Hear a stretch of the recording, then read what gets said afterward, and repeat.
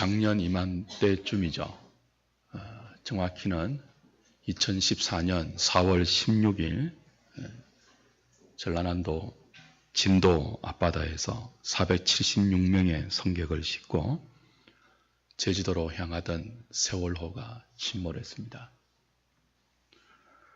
295명이 사망하고 9명의 실종자를 남긴 이 끔찍한 사고는 선장과 선원들의 이해할 수 없는 행동과 구조의 허술함으로 온 국민들을 충격과 분노와 침통함으로 빠뜨려 버렸죠. 이로 인해 작년의 부활주일은 그 부활로 말미암는 기쁨과 찬송을 다 속으로 삼켰습니다. 그리고 도대체 왜 이런 일이 일어나는지, 왜 이런 아픔과 고통을 하나님이 우리의 삶에 허락하시는지, 하나님의 뜻은 어디에 있는지를 물으면서 유족과 가족들에게 하나님의 위로를 구하는 그런 설교를 했던 것 같습니다.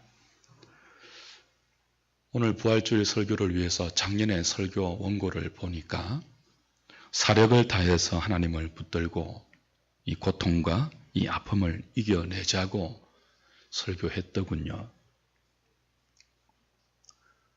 온 1년의 시간이 지나갔습니다. 그러나 안타깝게도 아직 9명의 실종자는 찾지 못하고 있고 선체도 임양하지 못한 가운데 있습니다. 사고의 원인도 정확히 다 밝혀내지 못하고 있죠. 이런 대형 참사의 경우 원인을 밝혀내는 것이 하루아침에 되지 않다는 것을 우리는 알고 있습니다. 그리고 선체를 인양하는 것도 얼마나 어려운 일인지를 알고 있습니다. 알고 있음에도 불구하고 유족들과 실종자 가족들의 입장에서는 얼마나 고통스럽고 얼마나 마음이 아프겠습니까? 하루빨리 선체가 인양되고 사고의 원인이 정확하게 밝혀져서 그 아픔이 조금이라도 덜어져야 할 것입니다. 오늘 이 복된 부활주일을 맞이하면서 먼저 세월호 가족의 그 세월호 사고의 유가족들과 실종자 가족들, 그리고 거기에 비할 바는 아니겠지만 우리의 삶에 각자 다양한 고난과 어려움이 있지 않습니까? 그 다양한 어려움 속에서 각기 여러분의 아픔을 간직하고 이 자리에 나온 우리 하누리 교회 교우 여러분에게도 부활하신 주님이 주셨던 그 위로와 그 평강이 가득하기를 주님의 이름으로 기원합니다. 역사가 시작된 이래 세상에는 늘 고통이 있었습니다. 고난이 있었고요. 악이 있었습니다. 그 때문에 많은 사람들은 고난의 원인을 찾았고 고난의 해결책을 탐구했습니다. 그로 인해서 이 세상에는 고난에 대한 몇 가지의 태도가 생기게 되었죠. 러시아의 문호 도스토옙스키의 까라마조프가의 형제들이란 소설을 보면 이런 말이 나와요. 포악한 통치자가 어떤 불행한 어린아이 앞에 개 수십 마리를 풀어놓고 그 아이를 물어뜯어 갈기갈기 찢어 죽이는 참담한 사건 하나를 등장시킵니다. 그리고 이 사건을 두고 그 소설의 주인공 중에 하나인 이반 까라마조프가 이렇게 소리치죠. 이 모든 문제를 하나님이 책임져야 한다고 말입니다. 고난의 원인을 하나님께 돌리고 고난의 현실 앞에서 고난의 모든 책임을 하나님께 물으며 하나님을 비난하는 태도가 우리 가운데 있을 수 있습니다.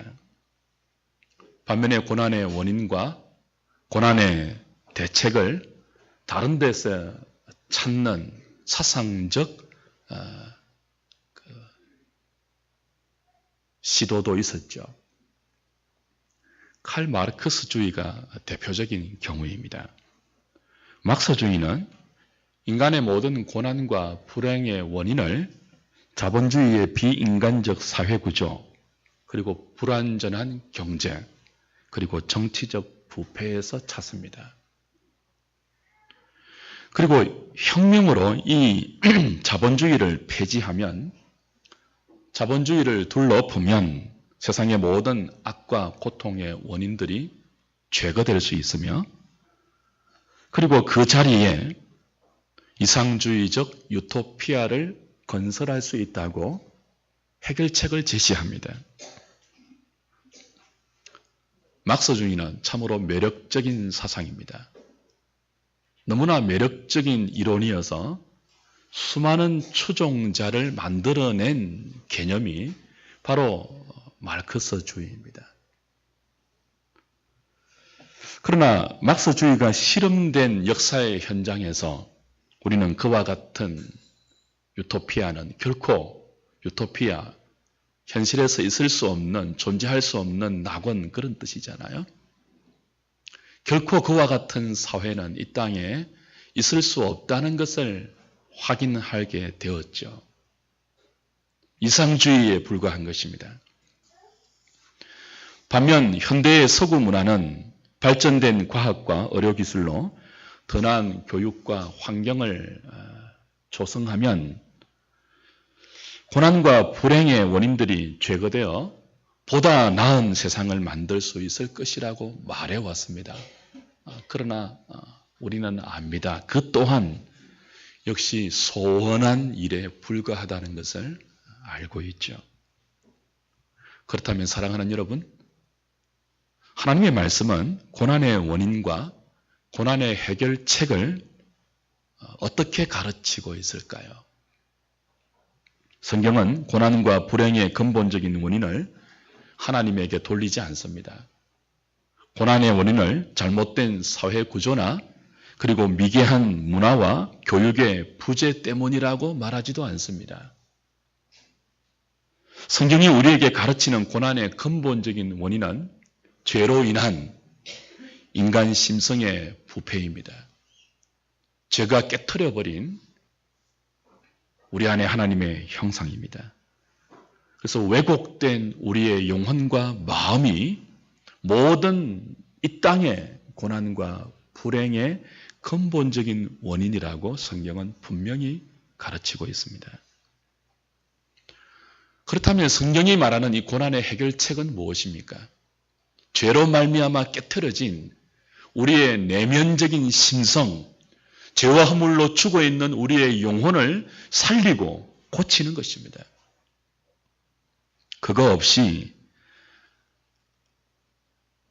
죄로 깨트려진 우리의 내면적 마음을 새롭게 하는 이거 없이 사회 구조를 바꾼다고 이 땅에 팽배한 고난과 불행의 문제는 해결되지 않습니다. 죄와 허물로 죽은 우리의 영혼이 하나님의 은총 가운데 살아나는 이 역사 없이 더 좋은 과학적인 발전, 문명의 진보, 의료와 교육의 획기적인 발달이 고난의 문제를 해결해 줄 수 있는 것이 아니죠. 오히려 살아나는 영혼의 이 대대적인 혁명 없이 더 많은 과학의 발달과 의료의 기술과 문명의 진보는 훨씬 더 많은 문제를 양산시킬 수 있음을 우리는 짐작하고 있습니다. 하나님은 이 시간도 예수 그리스도의 십자가와 부활의 복음을 통해서 죄악된 사람들의 마음을 살리고 있고 고치고 있습니다. 그럼에도 불구하고 하나님의 이 놀라운 구원의 역사가 지금도 우리 가운데 중단 없이 하나님의 능력으로 시행되고 있음에도 불구하고 왜 우리가 사는 이 지구촌에는 그렇게 많은 고난이 아직도 여전히 횡행하고 있고 그 불행과 인생들의 신음소리가 만연하고 있는 것일까요? 왜 하나님의 구원 역사가 면면히 이어지고 있음에도 불구하고 인생이 겪는 불행은 중단되거나 없어지지 않고 여전히 우리를 괴롭히고 있는 것일까요? 그것은 하나님께서 모든 사람을 다 고치지 않기 때문에 그렇습니다. 하나님께서 모든 사람을 다 살리지 않기 때문에 그렇습니다. 오직 은혜 가운데 예수 그리스도를 믿는 자들만 하나님은 새롭게 하시고 살리시고 고치십니다. 그래서 이 땅에는 아직 하나님의 은혜를 모르는 생명 없는 사람들이 너무나 많이 있는 거죠. 죄인들의 자기 욕심의 삶이 맹렬하게 계속되고 있습니다. 아직도 이 땅에는 하나님의 은혜로 죄로부터 살아나 거룩을 향하여 하나님 손에 붙들려 그렇게 자기의 삶의 걸음걸음을 말씀 붙들고 한 걸음 한 걸음 내딛는 인생이 있는 반면 여전히 이 땅에는요, 자기 욕심에 속한 죄악된 삶을 고집하면서 맹렬한 불행을 만드는 삶을 살아내는 인생들이 존재하기 때문이죠. 한편으론 하나님의 은총을 입고 있으면서도 하나님의 손에 붙들려 있으면서도 아직 연약해서 타락한 본성의 이기성을 다 벗어버리지 못하고 육체의 욕망이 이끄는 대로 세상을 추구하고 살아가는 세속적인 그리스도인, 연약한 그리스도인들 때문에 이 땅에는 아직도 죄가 불러오는 이기성과 타락한 본성과 그로 말미암는 탐심이 우리 가운데 만들어내는 수많은 아픔과 고난과 불행들이 이어지고 있는 것입니다. 성경은 하나님께서 지금 이 땅에서 고난의 문제, 저와 여러분들이 살고 있는 이 지구촌 위에서 불행의 문제를 다 해결하지 않는다고 분명히 가르쳐주고 있습니다. 우리가 아무리 소원해도요, 우리가 발을 딛고 사는 이 땅에서 고난과 불행의 문제가 완전히 없어지지 않을 것이라고 성경은 누누이 우리에게 가르칩니다. 언제 이 모든 문제가 해결됩니까? 부활하신 주님이 약속하신 대로 다시 재림하시는 날. 그래서 이 땅을 뜨거운 불로 녹이고 새하늘과 새 땅이 하늘로부터 내려올 때, 그때 하나님은 당신의 능력으로 모든 악을 제압하시고 모든 죄를 제거하시고 그 죄와 악으로 말미암는 인생의 모든 고난과 불행을 잠식시키고 영원한 기쁨과 영원한 생명과 영원한 평안으로 가득한 하나님의 나라를 완성시킬 것입니다. 그것이 성경이 우리에게 가르치는 고난의 해결책입니다. 그렇기 때문에 모든 그리스도인은 그때까지, 우리 주님이 다시 오시는 그때까지 죄와 더불어 피 흘리기까지 싸우면서 고통과 불행의 근원이 되는 죄를 중단할 수 있어야 합니다. 우리의 삶에서 말이죠. 동시에 하나님으로부터 오는 모든 생명과 은혜와 복을 우리 주위에 나누고 흘려보내는 삶을 살아서 우리 때문에 조금이라도 이 땅의 불행이, 이 땅의 고난이 줄어들고 개선되기 위한 노력을 아끼지 말아야 합니다. 그럼에도 불구하고 우리는 알아야 돼요. 우리가 최선을 다해서 죄를 극복하고 하나님의 거룩을 흘려보내면서 고난과 불행을 최소화시키기 위해서 애쓰고 헌신하고 노력한다 할지라도 이 세상은 갈수록 개선되지 않는다는 것을 여러분 분명히 아셔야 됩니다. 성경은 우리에게 뭐라고 합니까? 이런 그리스도인의 눈물겨운 믿음의 헌신이 있다 해도 세상은 날이 갈수록 어떻게 된다고요? 악해진다고 가르칩니다. 그래서 교회에 속한 모든 그리스도인은 이런 세상을 믿음으로 살 때 이 땅에 소망을 두지 않는 것입니다. 최선을 다해서 거룩을 추구하고 살지만 우리의 소망은 이 땅에 있는 것이 아니고 어디에 있다고요? 다시 오는 새하늘 새 땅에 있는 거죠. 그 새하늘 새 땅을 우리에게 가지고 올 주님의 재림 때에 우리의 소망이 있는 거죠. 그 소망을 가지고 있기 때문에 우리는 이 땅을 살면서 때로는 양보하고 때로는 손해보면서 불의와 싸워야 합니다. 때로는 억울함을 감수하면서 진리 편에 서야 합니다. 그렇게 살기 위해서 무엇이 필요합니까? 부활의 소망을 가지는 것이 필요해요. 그래서 부활의 신앙은요, 기독교 신앙의 핵심입니다. 오늘 장로님이 기도해 주신 것처럼. 부활을 믿는 신앙. 부활하신 주님이 다시 오셔서 우리를 부활시키고 영원한 하나님의 나라를 주시는 그 부활의 소망, 그것이 없다면 우리의 믿음은 오늘 사도의 말씀처럼 아무것도 아닌 헛된 믿음이 될 것입니다.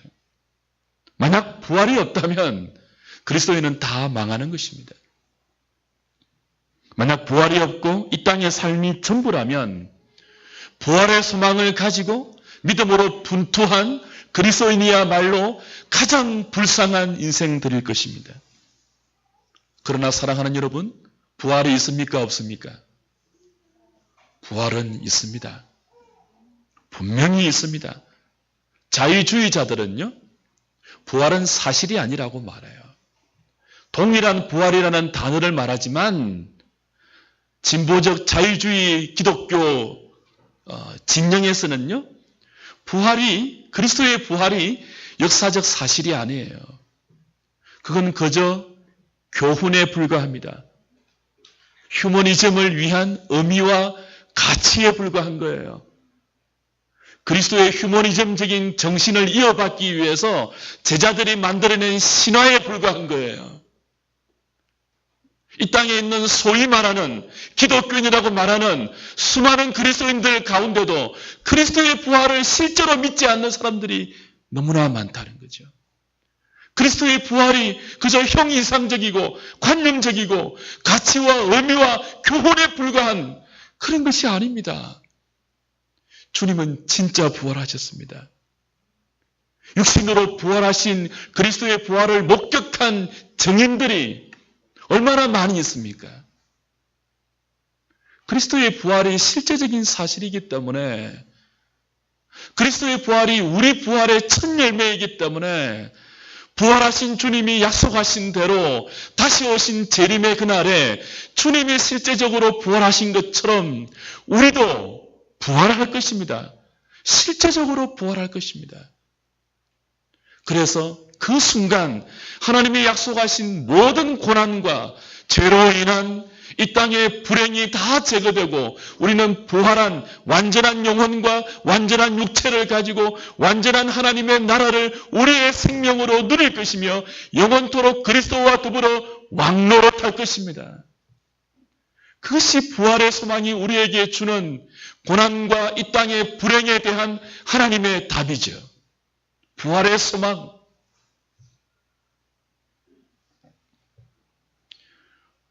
프린스턴 대학의 신학대학원 학장을 역임했던 존 맥케이라는 신학자가 그의 책 신학서론 2장에서 인생을 바라보는 두 가지 관점을, 하나는 발코니의 관점으로, 하나는 길의 관점으로 소개한 적이 있습니다. 발코니가 어떤 장소입니까? 스페인식 가옥의 2층 창문 곁으로 목재나 다른 재료를 이용해서 밖을 내다볼 수 있도록 이렇게 달아낸 장소이죠. 발코니. 사람들은 그 발코니에 앉아서 차를 마시면서 길 위에 오가는 사람들을 구경하기도 합니다. 때로 사람들은 발코니에서 지는 석양을 보기도 하고요. 밤하늘의 별들을 살피기도 합니다. 발코니는 위에서 내려다보는 장소입니다. 인생을 바라볼 때 길 위가 아니고 그 길 위를 조망할 수 있는 보다 높은 곳, 발코니의 관점이 필요하다는 거죠. 반면에 길은 치열하게 삶을 살아가는 생생한 삶의 현장이죠. 길은요, 갈등과 고민과 시시각각 우리에게 닥쳐오는 수많은 문제들 앞에서 슬퍼하고 분노하고 때로 웃기도 울기도 하면서 끊임없이 고난과 더불어 치열하게 살아내어야 하는 삶의 현장입니다. 발코니에서는 편안하게 앉아서 길 위에 사람들이 지나다니는 것을 구경할 수 있지만 길은 혼신의 힘을 기울여 자기가 가고자 하는 길을 개척해야 하고 거기에 따라오는 수많은 혹독한 생존 경쟁과 남들과 싸워서 이겨야 하는 가치관으로 무장한 사람들과 더불어 온 몸으로 레슬링 해야 하는, 그래서 아픔이 있는, 낙오한 자의 분노가 있으며 앞서간 자의 교만이 있는 그 모든 것들을 보면서 인생에 혼란이 생기는 그런 장소가 길 위입니다. 발코니에 있으면요, 아래에 있는 길들이 다 보이죠. 저 코너를 돌면 어떤 길로 연결되는지 다 보여요. 조망할 수 있습니다. 그 길이 어디를 향하고 있는지도 볼 수 있습니다. 발코니의 장점입니다. 그러나 발코니의 경우 최악에는요, 타인의 고난을 그저 구경만 하고 다른 사람이 겪는 고난에 대해서 논쟁하고 토론하는 관람객으로 남아있을 위험이 있습니다. 발코니의 관점은 멀리서 바라보는 장점을 제공하기도 하고 한편으로는요, 구경꾼의 단점을 노출하기도 합니다. 반면에 길 위의 사람들은 치열하게 사는 삶의 진정성을 가질 수 있습니다. 열정을 다해 온 생을 길 위에 펼쳐놓는 그런 뜨거움도 있죠. 그러나 길 위의 관점의 치명적인 단점은 뭡니까? 코너를 돌면 어떤 길이 기다리고 있는지 보이지 않는다는 거죠. 이 산을 넘으면 또 어떤 사건이 나를 기다리고 있는지 알 수가 없다는 거죠. 길 위의 장점은 치열함과 진실함과 뜨거움을 가질 수 있지만 길 위의 치명적인 단점은 멀리 내다보지 못하는 이 치명적인 단점이 있습니다. 주 안에 사랑하는 여러분, 그리스도인은 무작정 우리에게 주어진 길 위의 삶을 생각 없이 살아서는 안 되겠죠. 길 위를 살되 발코니의 관점을 가지고 살아야 합니다. 그래야 그때그때 만나는 문제와 상황들에 대해서 크게 당혹해하지 않고 믿음으로 살 수 있겠죠. 어디에서 우리가 발코니의 관점을 배우겠습니까? 어디에서 배울까요? 어디에서 우리 인생을 좀 더 높게 바라보면서 그 인생 전체를 조망할 수 있을까요? 높은 산에 가면 될까요? 아니죠. 어디를 가야 될까요? 성경으로 가야죠. 인생을 발코니의 관점으로 보기 위해서는요, 성경으로 가셔야 돼요. 성경이 말하는 사람됨, 성경이 말하는 고난의 원인, 성경이 말하는 그 불행의 해결책, 성경이 말하는 살아계신 하나님의 약속, 그걸 보셔야 됩니다. 우리는 성경에서만 참된 인생의 발코니적 관점을 터득할 수 있고 배울 수 있고 깨달을 수 있습니다. 대표적인 것이 성경을 통해서 부활의 소망을 가지는 것입니다. 우리는 부활하신 주님을 직접 보지 못했잖아요. 성경을 통해서 우리는 믿음으로 부활하신 주님에 대해서 성령님의 은혜 가운데 깨닫게 되고 믿게 되었습니다. 부활의 소망을 가지고 여전히 고난이 있는 이 땅을 살아내는 하늘의 관점으로 우리는 발코니의 시각에 눈을 뜨게 됩니다. 성경을 통해서 말이죠.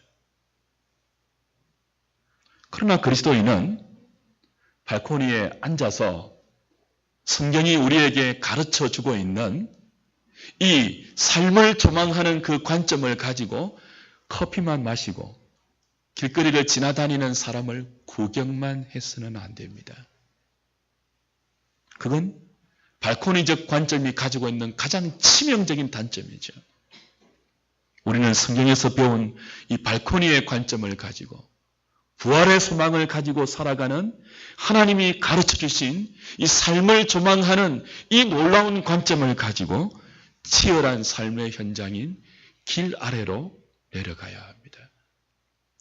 길 위에서 고군분투하며 울며 웃고 고난 가운데 씨름하고 몸부림치면서 아파하고 신음하는 대부분의 보편적인 인생과 더불어서 우리는 함께 믿음을 가지고 뒤섞여 살아내어야 합니다.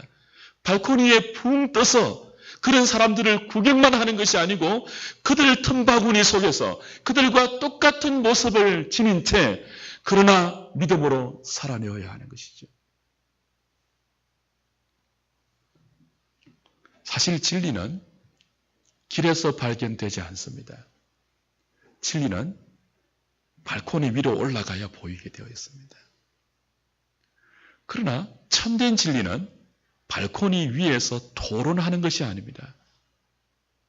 발코니 위에서 높은 관점으로 발견한 이 진리를 가지고 길 아래 내려가 온 몸으로 그 길에서 우리에게 다가오는 모든 종류의 고난과 부딪히면서 길 위에서 발코니의 진리를 펼쳐내고 적용할 수 있는 것이 참된 진리이죠.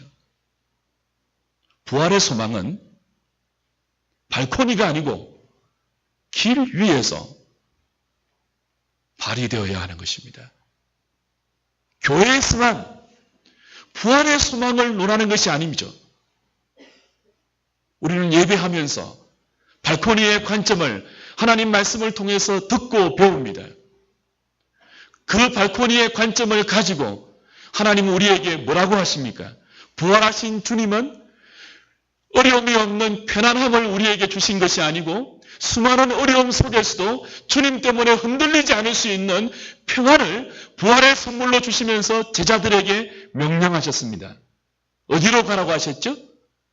갈릴리로 가라고 하셨습니다. 주님의 무덤을 찾아온 세 여인에게 천사들은 가르쳐 주었습니다. 너희들이 찾는 나사렛 예수는 무덤에 있지 않다. 성경에 약속하신 대로 부활하셔서 너희보다 먼저 어디로 가셨다고요? 갈릴리로 가셨다. 그리고 경배하고 있는 이 여인들에게 주님은 직접 말씀도 하셨습니다. 나의 제자들에게 전하라. 갈릴리로 가서 나와 만나자고 말입니다. 부활하신 주님은 두려움 가운데 문을 걸어 잠그고 있는 제자들에게 찾아오셨죠. 그리고 평안이라는 문안 인사를 하시면서 숨을 내쉬면서 성령을 받으라고 하셨습니다. 평안을 주셨습니다. 무엇이 아니고요? 편안함이 아니고 편안함은 어려움이 없는 안락한 상태이죠. 부활하신 주님이 우리에게 주신 것은요, 어려움이 없는 편안함이 아니고 샬롬이었습니다. 여전히 수많은 종류의 어려움이 파도처럼 우리의 삶을 덮쳐오고 이해하기 힘든 고난들이 우리의 삶에 산적해 있지만 부활하신 주님은 그 많은 종류의 어려움 속에서도 흔들리지 않을 수 있는 평안함을 주셨습니다. 발코니적 관점이죠. 발코니적 은혜이죠. 근데 그 평안을 주시면서 어디로 가라고 하십니까? 갈릴리로 가라고 하십니다. 갈릴리는 예수님이 제자들을 부르신 곳입니다. 예수님과 더불어 제자들이 그들의 삶을 펼치고 삶을 살아내었던, 예수님과 더불어 하나님 나라에 대해서 배웠던 생생한 삶의 장소입니다. 갈릴리는 발코니가 아니고 길이죠. 그곳은 아직 해결되지 않는 나의 문제가 산적해 있는 곳입니다.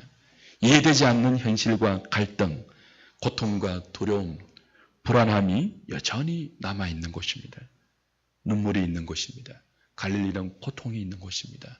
아픔이 있는 곳입니다. 갈릴리는 다른 사람들의 삶을 구경만 하고 앉아있을 수 있는 발코니가 아닙니다. 치열한 길 위입니다. 때로는 지긋지긋해서 탈출하고 싶기도 하고, 때로는 다시는 가고 싶지 않아서 벗어나고 싶은 곳, 갈릴리입니다. 부활하신 주님은 저와 여러분들에게 오늘도 평안을 주십니다.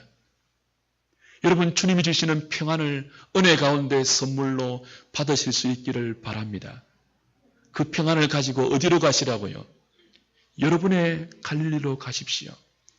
때로는 다시는 기억하고 싶지 않는 그곳, 나의 아픔과 나의 고통과 나의 눈물이 여전히 나를 기다리고 있는 그곳, 그래서 벗어나고 싶고 도망가고 싶고 탈출하고 싶은 그곳이라 할지라도 하나님은 우리에게 갈릴리로 가라고 하십니다.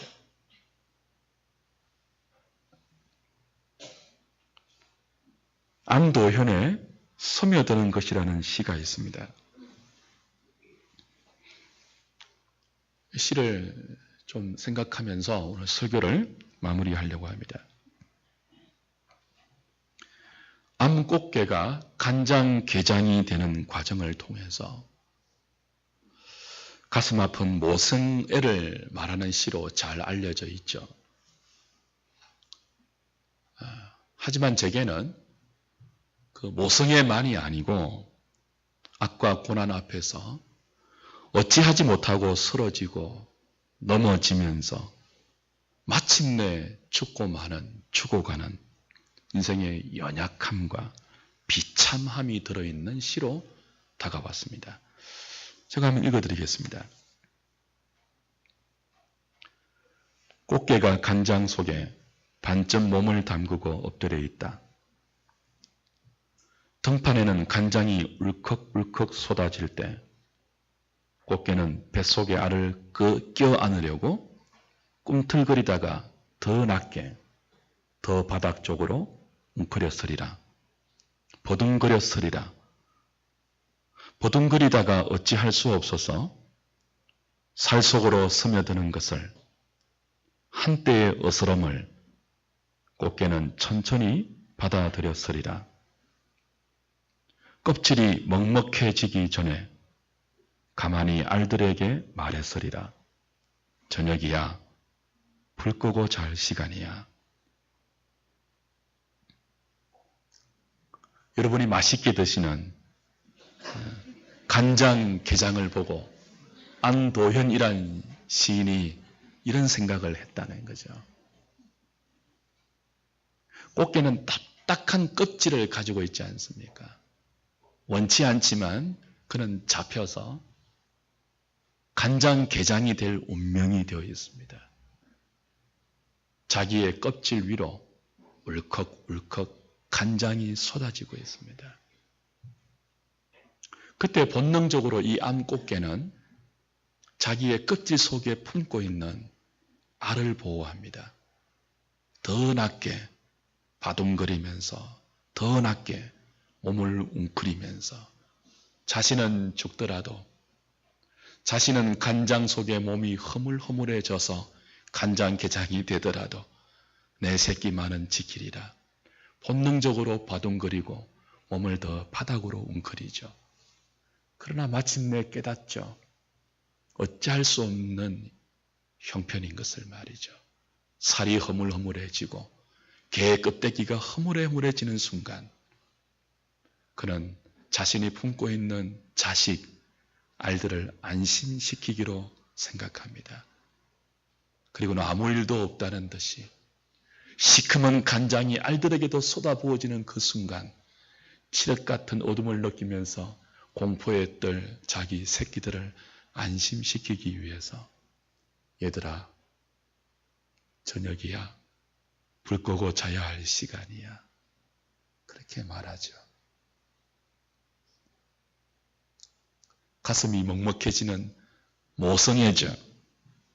그러나 사랑하는 여러분, 갈릴리의 길 위에는요, 이런 사람들의 고난과 아픔이 무수히 있습니다. 암깨의 등판에 간장이 울컥울컥 쏟아지는 것처럼 길 위를 살아가는 사람들은 원치 않는 고난과 불행의 물벼락을 맞으면서 살아갑니다. 그리고 본능적으로 그 고난의 물벼락 속에서 자기를 지키려고 몸부림치죠. 자기가 사랑하는 것들과 자기가 사랑하는 사람들을 지켜내려고 애를 쓰죠. 그러나 깨닫죠. 자신의 힘으로 그 고난을 쏟아지는 불행을 이길 수 없음을 운명적으로 깨닫죠. 결국은 살 속으로 스며드는 죽음과 같은 고난을 느끼면서 모든 인생은 죽음 앞에 무릎 꿇고요. 고난과 불행 앞에 무릎을 꿇습니다. 그러면서도 자기는 그렇게 죽어도 자기 가슴 속에 자식들, 자기 가슴 속에 사랑하는 다른 사람들, 그것들을 지키기 위해서 짐짓 아무렇지도 않은 척 괜찮냐, 저녁이야, 불 끄고 잘 시간이야 말하기도 하죠. 그러면 그럴수록 얼마나 애달픕니까? 어찌할 수 없는, 괜찮아 말하면서도 어찌할 수 없는. 사랑하는 여러분, 길 위에 우리네 인생이 이러하기 때문에 주님은 부활의 소망을 주신 모든 이 땅의 그리스도인들을 향하여 갈릴리로 가라고 하시는 것입니다. 가서 모든 족속들에게 내가 너희에게 분부한 모든 것을 가르쳐 지키게 하고 제자 삼으라고 하시는 것입니다. 발코니의 관점을, 부활의 소망을, 내가 너희에게 준 이 평강을 이 땅의 그 꽃게처럼 그렇게 무기력하고 그렇게 애달프게 그 불행 앞에, 고난 앞에 무릎 꿇고 어찌하지 못하는 인생들에게 가르쳐 주어라 하는 것입니다. 나누어 주어라 하는 것입니다. 우리 혼자만의 편안함이 아니고 모두의 평안을 추구하는 부활의 소망을 전해주면서 그것으로 사람을 도우라고 말씀하고 있는 것입니다. 오늘 이 복된 부활주의를 하나님 예배하면서 저와 여러분들의 남은 생애가 그런 생애, 갈릴리로 발코니의 관점을 가지고 부활의 능력과 부활의 소망을 가지고 그대로 발코니에 앉아서 논쟁만 하고 있지 말고 토론만 하고 있지 말고 구경만 하고 있지 말고 길 위의 인생들과 더불어 내려가 우리의 남은 생을 그렇게 복음을 전하며 기꺼이 손해보고 양보하고 억울함을 감수할 수 있는 그리스도인으로 살아낼 수 있기를 주님의 이름으로 당부드립니다.